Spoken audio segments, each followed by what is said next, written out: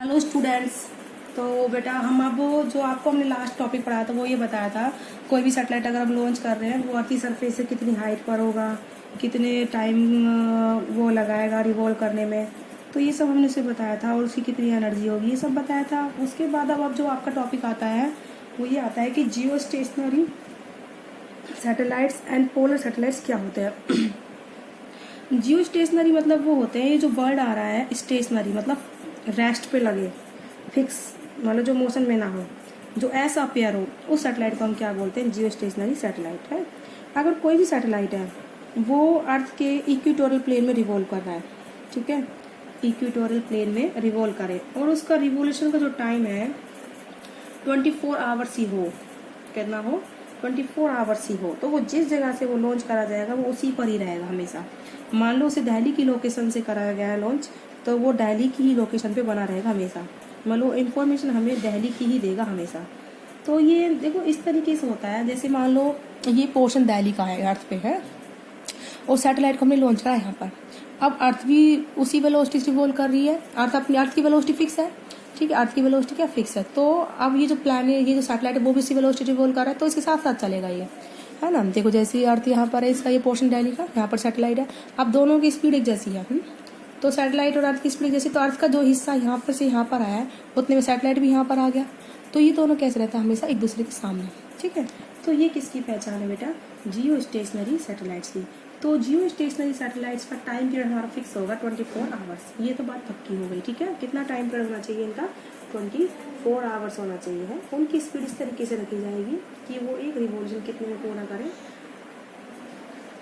24 hours में, ठीक है। तो हम जब इस चीज़ को पुट करते हैं, जो हमने हाइट ऑफ द सैटेलाइट निकाली है फ्रॉम द सरफेस ऑफ अर्थ, ये है ना, ये फॉर्मूला, इसमें टाइम पीरियड है, हमें टाइम पीरियड चल के 24 आवर्स है ना, कर दिया हमने पुट।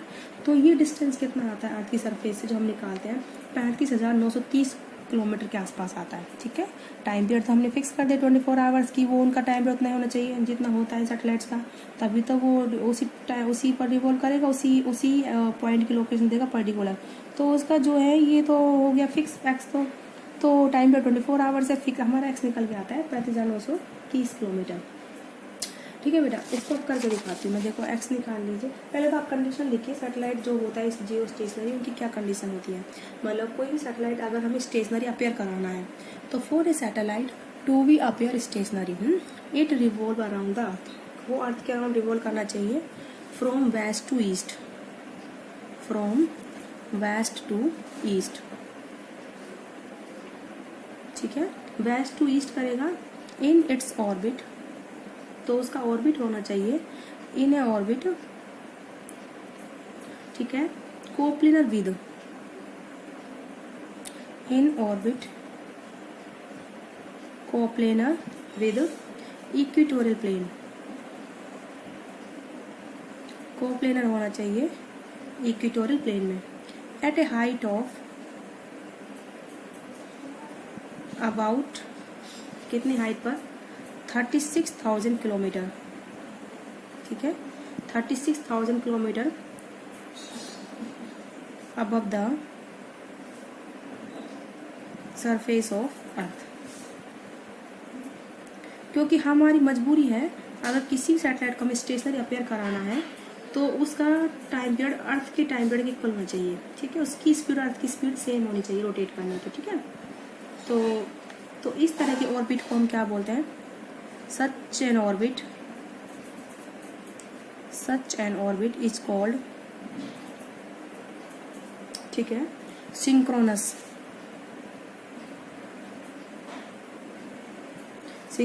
या फिर जियो स्टेशनरी ऑर्बिट, जिस ऑर्बिट में वो सैटेलाइट रिवॉल्व करेगा उसको हम बोलते हैं सिंक्रोनस या फिर जियो स्टेशनरी ऑर्बिट या फिर पार्किंग ऑर्बिट। मतलब पार्किंग, जैसे गाड़ी पार्क नहीं कर देते, तो फिर वो जब शाम को आके आप उसे लोगे, सुबह गाड़ी पार्क करी, शाम को आके लोगे तो वहीं मिलती है, वो दूसरी जगह थोड़ा ना मिलती है, उसी जगह पर होती है। तो इसलिए इसको पार्किंग ऑर्बिट बोला गया है, क्योंकि जहाँ पर सैटेलाइट की एक बार लोकेशन फिक्स कर दी फिर वही लोकेशन उसकी बनी रहती है, ठीक है, तो इसलिए बोलते हैं इसको। और स्टेशनरी सैटेलाइट, क्योंकि सैटेलाइट कैसा है, वो रुका हुआ है, स्थिर है, तो इसे हम क्या बोलेंगे बेटा, स्टेशनरी सैटेलाइट। बोले बात समझ में आ गई बेटा। तो एक बार इस पर निकाल लीजिए, आप एक्स निकाल सकते हो। एक्स का फॉर्मूला क्या है, height of the satellite from the surface of अर्थ 35,930 जो किलोमीटर आते हैं, इसको निकाल के दिखाते हैं। तो ये टी स्क्वायर है, जी कैपिटल एम अपॉन में 4 पाई स्क्वायर है की power 1/3 minus are.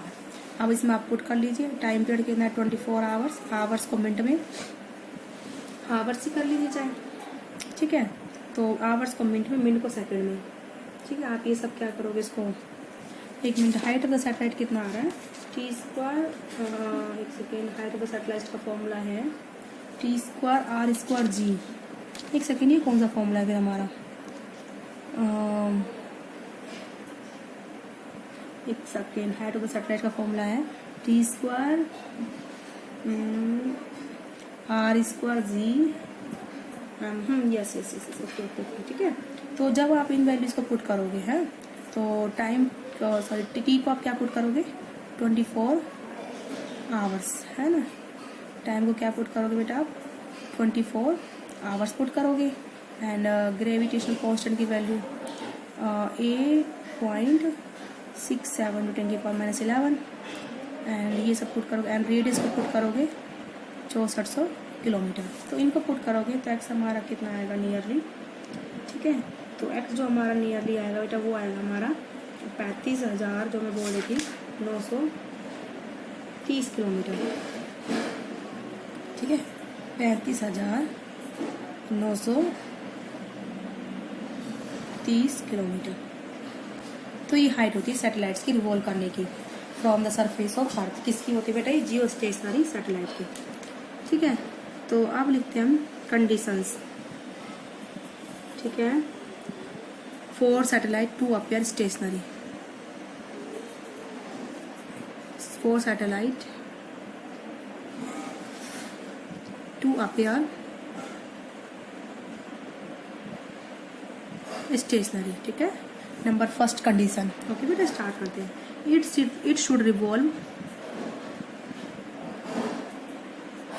it should revolve in orbit concentric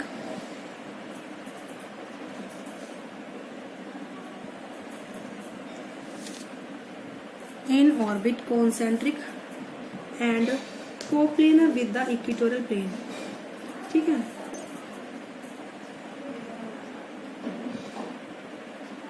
concentric and coplanar with equatorial plane, ठीक है।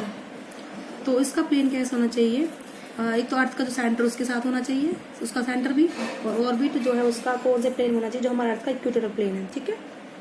तो इक्वेटोरियल प्लेन कौन सा होता है, मतलब जिस ऑर्बिट में हमारी अर्थ रिवॉल्व करती है, तो उससे जो प्लेन पास होता है उसको हम क्या बोलते हैं, इक्वेटोरियल प्लेन। तो नंबर 2 है इट्स साइंस ऑफ रोटेशन, ठीक है। It's science of rotation should be same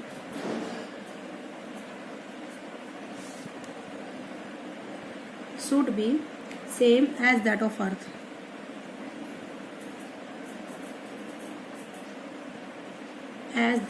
earth, about its own axis। जिस एक्सिस पर अर्थ रिवॉल्व करता है और जिस साइंस में करता है, अर्थ किस साइंस में करती है बेटा, अर्थ एंटी क्लॉकवाइज रोटेट करती है। कैसे रोटेट करती है बेटा, एंटी क्लॉकवाइज, ठीक है। तो जो प्लैनेट है, जो सॉरी सैटेलाइट है, वो भी कैसे रिवॉल्व करना चाहिए, एंटी क्लॉकवाइज डायरेक्शन में, फ्रॉम वेस्ट टू ईस्ट, ठीक है। ये बात समझ में आ गई। अब आता है थर्ड पॉइंट, इसका जो पीरियड ऑफ रिवॉल्यूशन है अराउंड द अर्थ कितना होना चाहिए, 24 आवर्स। टाइम पीरियड कितना होना चाहिए, 24 आवर्स का। तो its period of revolution around the earth कितना होना चाहिए बेटा, around the earth be 24 hours. बोले बात समझ में आ गई। तो इस सैटेलाइट को कितने हाइट पर रिवॉल्व करना चाहिए, 35,930 किलोमीटर का अभी निकाला था, ये बताया हमने अभी। तो सैटेलाइट शुड बी रिवॉल्व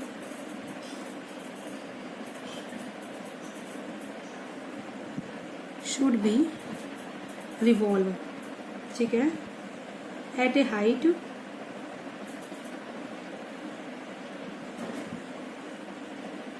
कितनी हाइट पर, 35,930 किलोमीटर above the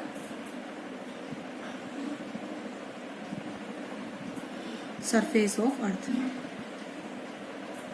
ठीक है, 35,930 किलोमीटर की हाइट पर वो क्या करना चाहिए, 35,930 किलोमीटर की हाइट पर उसको रिवॉल्व करना चाहिए। अब आते हैं बेटा इसके यूजेस। ठीक है, नंबर फर्स्ट जो इसका यूज है, किसी पर्टिकुलर पॉइंट की लोकेशन तो देता ही है। ठीक है, तो यानी कि कम्युनिकेशन पर्पस में they are used for communication purpose. They are used for the communication purpose। ठीक है, तो it means transmission of radio and TV programs।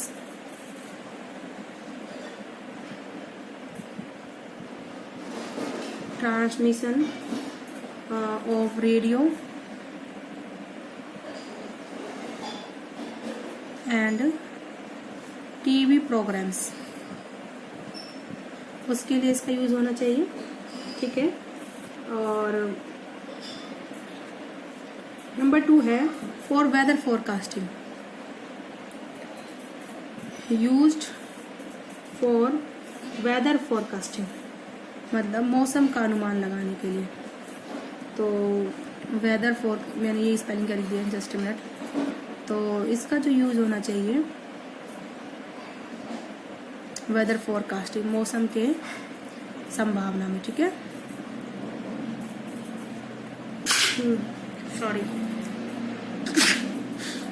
Sorry बेटा, सॉरी फॉर इनकन्वीनियंस। तो वेदर फोरकास्टिंग में यूज होना चाहिए, मतलब किसी भी मौसम का जो हमारे जो बोलते हैं कि दिल्ली में बारिश आने वाली है या फिर यूपी में या हरियाणा में चांसेस है, तो उसको बताने में रोल किसी का होता है, जियो स्टेशनरी सैटेलाइट्स का ही होता है। ठीक है, तो for study the upper region of atmosphere, जो हमारे अपर रीजन है उनमें जो उनका जो एटमॉस्फेयर है उनकी स्टडी करने के लिए, for studying the upper atmosphere. ठीक है, जो ऊपर वाला हमारा एटमॉस्फेयर है उसकी स्टडी करने के लिए। बड़ी बात समझ में आ गई। To study x-rays cosmic rays है ना, तो use to study solar radiations, solar radiations को स्टडी करने के लिए। ठीक है, फॉर स्टडी कॉस्मिक रेज, हमारे जो रिसर्च वर्क में होते हैं कॉस्मिक रेज वगैरह, उनकी स्टडी के लिए भी इसको हम यूज करते हैं। ठीक है, तो ये था बेटा आपका जियो स्टेशनरी सैटेलाइट। अब इसके बाद आपका एक पोलर सैटेलाइट हो रहता है। ठीक है, तो वो भी हम इसी वीडियो में करा देते हैं। तो पोलर और देख लीजिए आप थोड़ा सा, आपका ये लास्ट टॉपिक है इस चैप्टर का। पोलर सैटेलाइट क्या होते हैं बेटा, जो पोल पे रिवॉल्व करते हैं। ठीक है, जिनका रिवोल्यूशन होता है पोल्स में। ठीक है, तो उनका मतलब जो ऑर्बिट होता है वो पोलर से क्रॉस करता है, पोलर। ठीक है, जैसे अर्थ है। ठीक है, तो ये नॉर्थ पोल है और ये साउथ पोल है, तो इस ऑर्बिट में रिवॉल्व करते हैं, इसके चारों पोल्स में पास करते जाते हैं वो। तो that revolve in polar orbit, the satellites